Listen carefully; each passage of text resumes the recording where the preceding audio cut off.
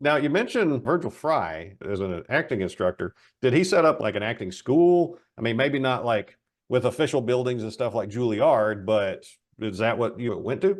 Yes, exactly. A great question there. Yes. Basically, he had set up his own kind of school in his house, which is basically he had a house in the Hollywood Hills. So he would have a classes on like Mondays would be like scene study and exercises. Mondays would be like scene studies where you sit there and practice out a scene to do with their partner and then perform it. Wednesdays would be like improvs and exercises. It was all done at night.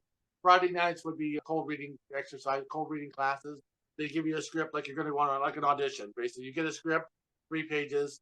You're this character, you're that character, and then you have some time to read over it. And then you have to go up in front of the class and do the scene like an audition. And then Virgil would sit there and yeah, hold court with it, telling you what was good and what was bad and things like that. So basically, yes. So it wasn't an official thing like where there was a big buildings and stuff like Juilliard, but that was kind of commonplace back then, where a lot of times older actors would hold their own like classes. Sometimes, in fact, if you when you read Tarantino's biography, you know who his acting teacher was back then when he was first coming up in the 80s, trying to be an actor. Roscoe P. Coltrane from Dukes of Hazzard. Roscoe Coltrane. Yeah. James Best was his acting teacher, the guy that played Roscoe P. Coltrane. Similar Nice. situation where they have their own kind of class and teach people in their house, stuff like that. So, and nowadays, I'm glad that, thank God, that I was able to go through that back then, that kind of an environment, because nowadays that stuff generally I don't think would fly too much nowadays, going to somebody's house with a bunch of people and stuff, especially some of the things that we have to do like exercises and different things that would push the boundaries. For example, like I said, there was the dead body exercise where you would have to, which I put in my Legend of the Seven Golden Demons module to get you to be emotional. So they had an improv where you would set up the couch like with pillows and put a blanket over it. And then one at a time, you'd have to go up to it and talk to it like it was a dead relative or some person that had passed on. And you had to reflect on that and perform to a performance, an improv about that in front of the whole class and get emotional and things like that. Because, like you said, gamers like to do role playing and acting. I thought that would be an interesting concept to put into my Legends of the Seven Golden Demons module, where I did that only in the module. You're not reflecting on somebody else, you're reflecting on yourself. So when you see that body there in the module, it's you.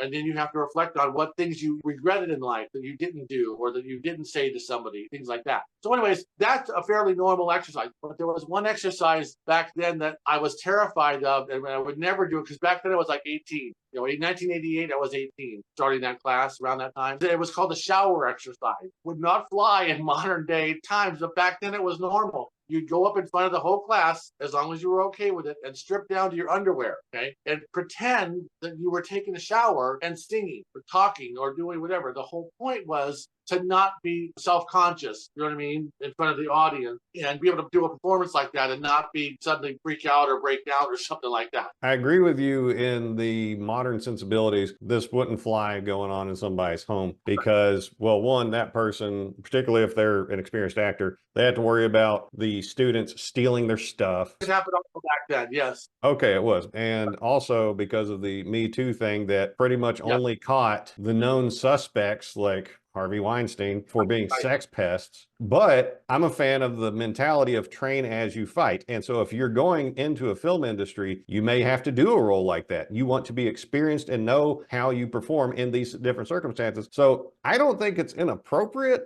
but those people, I'm confident, think it's inappropriate. Correct.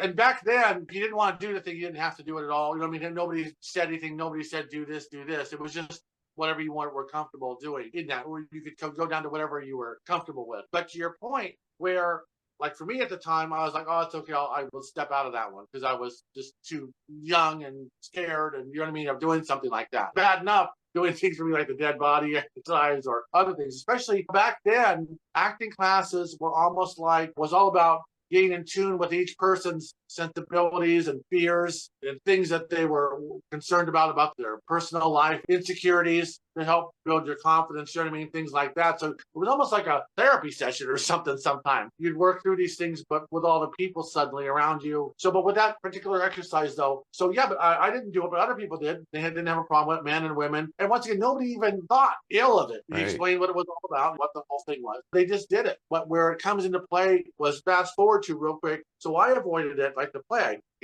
back then. But fast forward to March of 2019, where I get cast in a Kesha video dancing in Speedos, almost naked. In fact, first she wanted me naked in there, was going to be blurred out. So when I first accepted the job, I was under the assumption it's going to be naked. So that just goes to show you how much in my mind I had grown from 18-year-old Mark being paranoid of being in my underwear or something, like in Weird Science, where 2019 Mark was like, sure, Kesha, we'll do a naked thing, would be danced around by fat Well, you grew stomach. more comfortable in your own skin. Like one time I met Exactly. B-movie starlet Lynn Lowry in person, and a lot of her roles involved her being buck naked. So Right. I asked her, what is it like being on camera and acting with not a stitch of clothes on? And fortunately, she's a very lovely woman even to this day, so it's okay to see her naked. And she said, well, you just have to think of it as your costume. That's your costume for this scene. And once you think of it like that, then it becomes more normal for you to handle it and you can work with it more freely. And I was like, oh, okay. So at Virgil's school, did he Right. subscribe to a particular school of thought of acting? Was he a method guy? Was he something else? What he taught specifically was more of the method system, which is what I grew up with training from him. The method system is where you say that in a movie scene you're dealing with an emotional thing where you're arguing or fighting or you're supposed to cry about something. In the method system, you try to draw internally from some real life situation that happened to you in real life. Get yourself to an emotional point. So if you're going to have to cry, you think of, oh, when your relative passed away or your animal passed away or something, to get you to the point of being emotional to match the scene that you're supposed to be in, versus the Meisner method, which is more of like the Ian McKellen thing where you're just gonna I act boy or something, like I pretend like I'm acting, you know what I mean, or whatever, where you just kind of get to the moment and like just thinking about it without drawing from an internal thing. So to answer your question, yes, Virgil's method was teaching the method system, which he had learned for several years. He had started like the 60s and 70s. He was in all kinds of films and stuff like that all throughout that time. He looked like a Charles Bronson type guy. And he was also in Colors with Sean Penn in the 90s and several other movies, Last American Virgin. He was in like something to do with Easy Rider and all kinds of stuff. But basically, he said that they used to tell him when he'd go into an audition, he'd walk in the door and the casting people would literally sit back and go, "You're uglier than Charles Bronson." And then he would sit there and go, "Hey." So he would say things, but can you imagine that nowadays? Also speaking of time difference, walking into something, some casting person saying, "You're uglier than Charles Bronson." That's tough, man, because Charles Time difference, Bronson was not a good looking guy. right? It's funny, and you can see how suddenly how that would, in a Me Too era or something, people would be so offended, by something like that. But that was just commonplace, he said back then.